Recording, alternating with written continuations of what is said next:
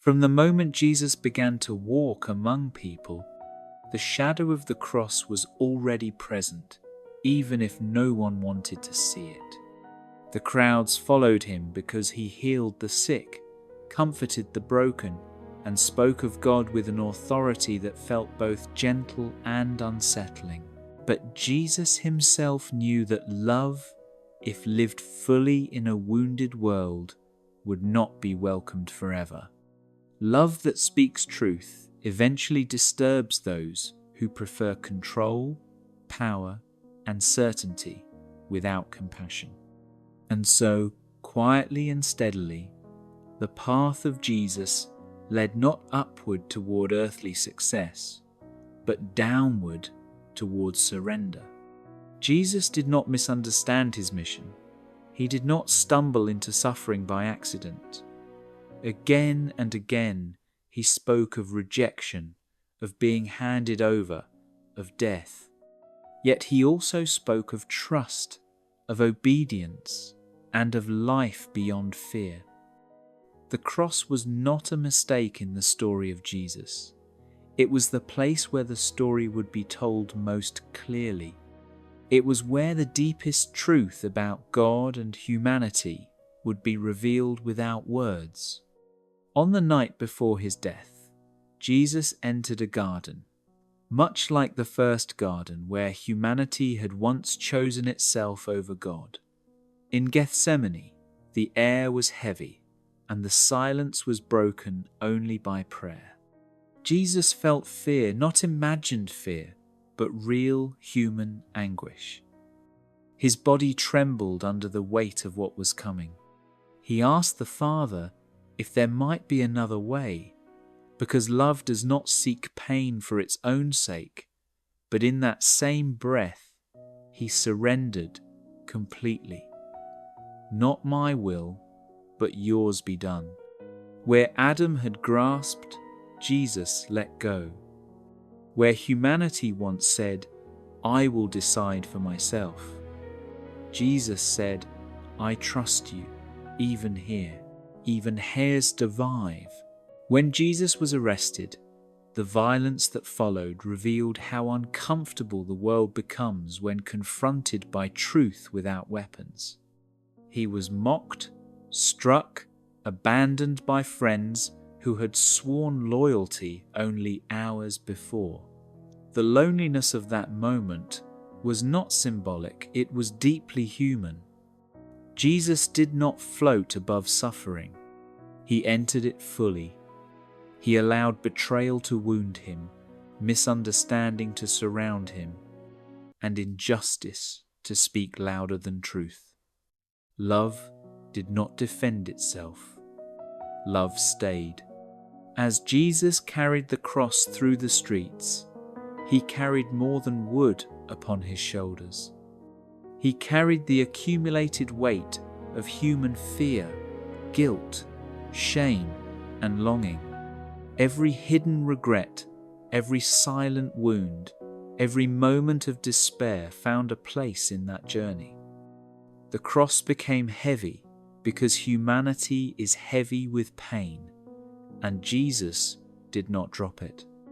When he was lifted onto the cross, the world seemed to hold its breath. This was not the death of a criminal alone. It was the exposure of the human heart.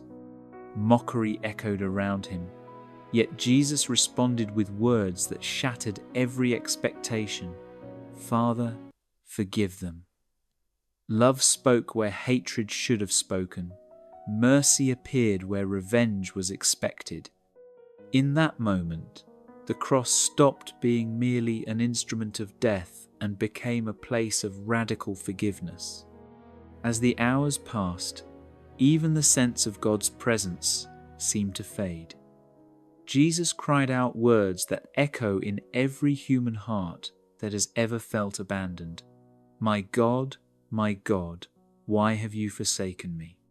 This was not a loss of faith, but the deepest expression of solidarity.